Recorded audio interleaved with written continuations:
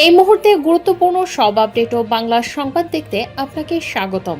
প্রথমেই জানিয়ে দেব, গডফাদার শামীম ওসমানের ভাতিজা আজমেরী ওসমান কানাডায় গ্রেফতার।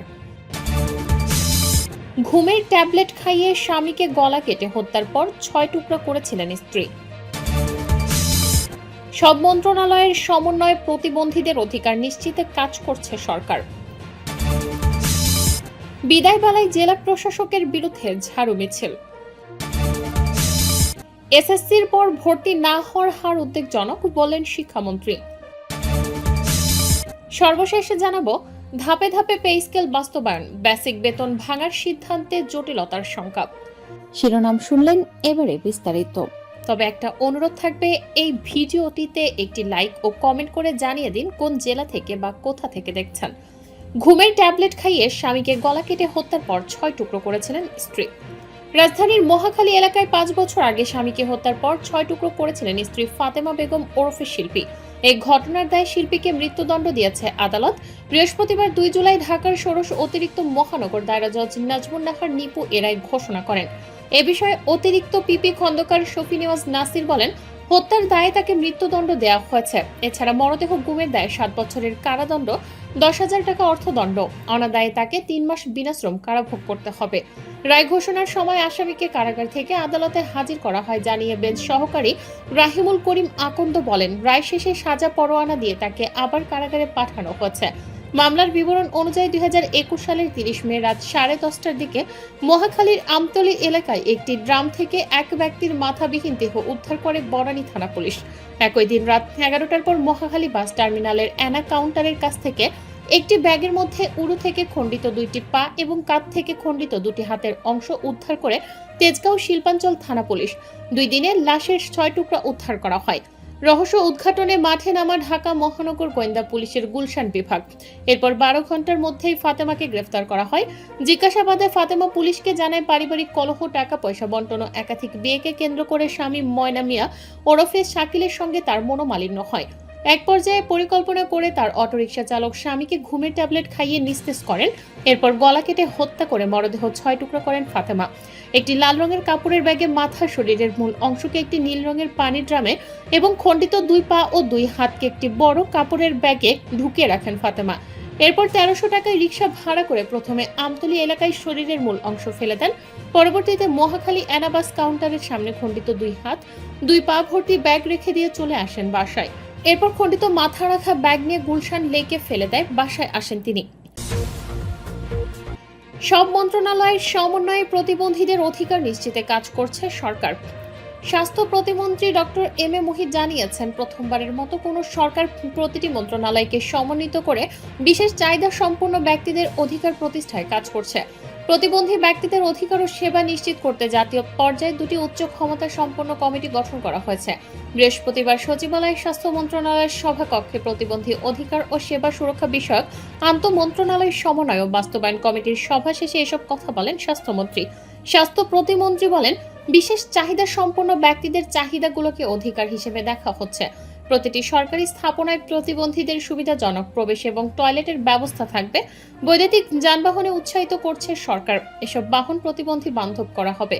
চলতি অর্থবছরে অন্তত 20 থেকে 25টি উপজেলায় শিশুর স্বর্গ কর্মসূচির মাধ্যমে প্রতিবন্ধী শিশুদের স্বাস্থ্য সেবা দেওয়া হবে বলেও জানান স্বাস্থ্য প্রতিমন্ত্রী।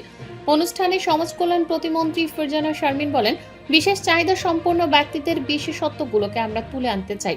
রাষ্ট্র এবং নাগরিকের মধ্যে যে অধিকারের চুক্তি, সেটিকেই বাস্তবায়ন করতে চায় সরকার। বিদায়বেলায় জেলা প্রশাসকের বিরুদ্ধে ঝাড়ু মিছিল। বিদায়বেলায় বরিশালের জেলা প্রশাসক খায়রুল আলম সুমনের বিরুদ্ধে বিক্ষোভ করেছেন ছিন্নমূল নারীরা। বৃহস্পতিবার দুপুরে জেলা প্রশাসকের কার্যালয়ের সামনে ঝাড়ু নিয়ে মিছিল করেন তারা। নারীরা অভিযোগ করেন, দীর্ঘদিন ধরে সহায়তার জন্য জেলা প্রশাসকের কার্যালয়ে আবেদন করে দাঁড়ে দাঁড়ে ঘুরলেও কোনো সহায়তা করেননি। এতে জেলার শত শত ছিন্নমূল মানুষ মানবেতর জীবনযাপন করছেন। শাহানুর বেগম বলেছেন, ডিসি খায়রুল আলম সুমন গরিব ও অসহায় মানুষদের কোনো সহায়তা করেনি, অনেক খারাপ ব্যবহার করতেন। ওনার দরজায় ঘুরতে ঘুরতে আমরা ক্লান্ত ছিলাম। অভিযোগের বিষয়ে জেলা প্রশাসকের সাথে যোগাযোগ করলে প্রথমে তিনি অফিস সহায়ককে দিয়ে বক্তব্য না দেওয়ার কথা জানান। পরে কার্যালয় থেকে বেরিয়ে যাওয়ার সময় সাংবাদিকরা প্রশ্ন করলে জেলা প্রশাসক খায়রুল আলম ছিন্নমূল মানুষদের সহায়তার বা তাদের বিক্ষোভের বিষয়ে কোনো মন্তব্য করতে রাজি হননি। এসএসসির পর ভর্তি না হওয়ার হার উদ্বেগজনক বললেন শিক্ষামন্ত্রী।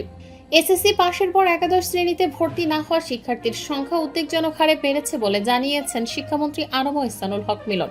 তিনি বলেন, আগে এসএসসির পর সাধারণত 10 থেকে 15% শিক্ষার্থী ঝরে পড়ত, কিন্তু এবার মাদ্রাসায় 44%, কারিগরি শিক্ষায় 54% এবং সাধারণ শিক্ষায় 33% শিক্ষার্থী ভর্তি হয়নি। এটি অত্যন্ত উদ্বেগজনক এবং আমাদের জন্য বড় প্রশ্ন। বৃহস্পতিবার প্রাথমিক ও গণশিক্ষা মন্ত্রণালয়ের সম্মেলন কক্ষে এক জরুরি সংবাদ সম্মেলনে তিনি এসব কথা বলেন। এ সময় তিনি বলেন, প্রাথমিকভাবে কিছু কারণ সম্পর্কে ধারণা পেয়েছি, তবে সবচেয়ে গুরুত্বপূর্ণ বিষয় হলো এবার অনেক শিক্ষার্থী ফরম পূরণই করেনি। সমস্যার মূল কারণ খুঁজে বের করে সেটি সমাধানে প্রয়োজনীয় ব্যবস্থা নেওয়া হবে। শিক্ষামন্ত্রী বলেন, আমরা সমস্যার মূল কারণ শনাক্ত করতে চাই, যাতে ভবিষ্যতে এমন পরিস্থিতি আর না ঘটে। গণমাধ্যমের অনুসন্ধানী প্রতিবেদন আমাদের নীতি নির্ধারণে গুরুত্বপূর্ণ ভূমিকা রাখে। আপনাদের প্রতিবেদন আমরা গুরুত্ব সহকারে পর্যালোচনা করি এবং সেগুলোর ভিত্তিতেও প্রয়োজনীয় পদক্ষেপ নেওয়া হয়। সরকারি প্রাথমিক বিদ্যালয়ের প্রধান শিক্ষক পদে দীর্ঘদিন ধরে আটকে থাকা পদোন্নতি কার্যক্রম পুনরায় শুরু হওয়ার পথ খুলে দিয়েছে আপিল বিভাগের রায়।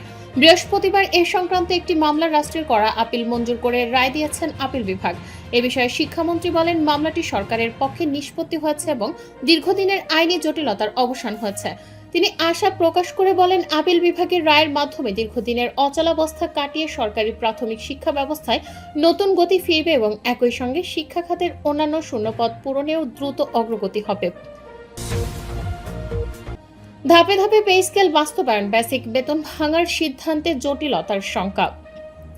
সরকারি কর্মকর্তা কর্মচারীদের নতুন পে স্কেল বাস্তবায়নের সরকার 2 ধাপের পরিকল্পনা বিবেচনা করেছে। এর আগে এটি 3 ধাপে কার্যকর করার আলোচনা থাকলেও কর্মচারী সংগঠনগুলোর দাবির মুখে সেই সিদ্ধান্ত থেকে সরে আসার ইঙ্গিত মিলেছে। তবে সংশ্লিষ্টদের আশঙ্কা, মূল বেতন ধাপে ধাপে ভাগ করে কার্যকর করা হলে প্রশাসনিক ও কারিগরি জটিলতা তৈরি হতে পারে। সংশ্লিষ্ট সূত্রগুলো বলছে, বেসিক বেতন শতাংশের ভিত্তিতে ভাগ করে ফিক্সেশন বা বেতন নির্ধারণ করা হলে দেশের সব সরকারি দপ্তরে ব্যবহৃত সফটওয়্যার ব্যবস্থায় বড় ধরনের পরিবর্তন আনতে হবে। এতে সময় ও প্রশাসনিক ব্যয় বাড়ার পাশাপাশি নানা ধরনের জটিলতা দেখা দিতে পারে। তাই কর্মচারী নেতারা মূল বেতন একেবারেই কার্যকর করার দাবি জানিয়েছেন। বাংলাদেশ সরকারি কর্মকর্তা কর্মচারী কল্যাণ সমিতির আহ্বায়ক আব্দুল মালিক বলেন, 2015 সালের পে ফিক্সেশন হাতে পরিচালিত হতো, তখন সার্ভিস বুক ও অন্যান্য নথিতে বেতন নির্ধারণ ম্যানুয়ালি করা হতো বলে প্রয়োজন অনুযায়ী সহজেই সমন্বয় করা যেত। কিন্তু বর্তমানে সরকারি কর্মচারীদের বেতন ইএফটি এবং আইবাস প্লাস প্লাস সফটওয়্যারের মাধ্যমে স্বয়ংক্রিয়ভাবে পরিচালিত হয়। তার ভাষ্য, যদি প্রথম ধাপে 50 বা 60% বেসিক দেওয়া হয়, তাহলে আইবাস সফটওয়্যারে সেই অনুযায়ী নতুন কোড ও সেটআপ তৈরি করতে হবে। পরে অবশিষ্ট অংশ কার্যকর করতে আবারও পুরো সিস্টেমে পরিবর্তন আনতে হবে। এই পরিবর্তন শুধু একটি প্রতিষ্ঠানে নয়, দেশের সব সরকারি দপ্তরে একযোগে করতে হবে, যা অত্যন্ত জটিল ও সময় সাপেক্ষ।